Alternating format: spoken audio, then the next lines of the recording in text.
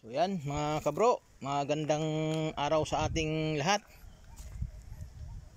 Ako mga kabro ay nakapag-rescated na dito sa aming daan.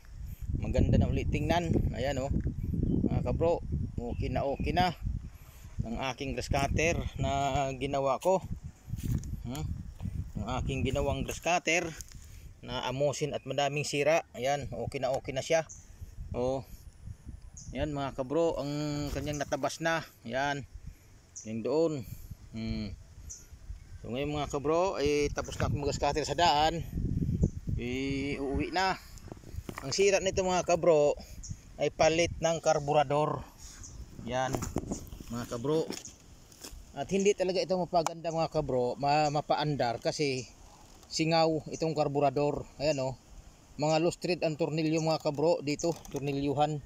Loose thread, singaw kahit anong gawin, pagpaandar ay hindi naandar kasi singaw. Ang ginawa ko yan, tinalian ko siya ng kawad para maipit dahil hindi na mahigpitan ng mga tornilyo dahil mga loose thread na.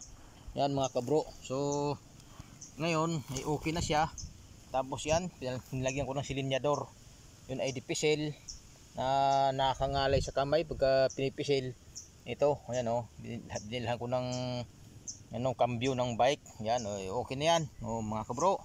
So ganun lamang mga kabro, pag ayaw umandar, kailangan check lahat, spark plug, barado ang karburador, at saka singaw mga kabro. Hindi nyo mapapaandar at maayos ang inyong grass cutter kapag kayan ay singaw at ignition coil at saka spark plug. Yan mga kabro.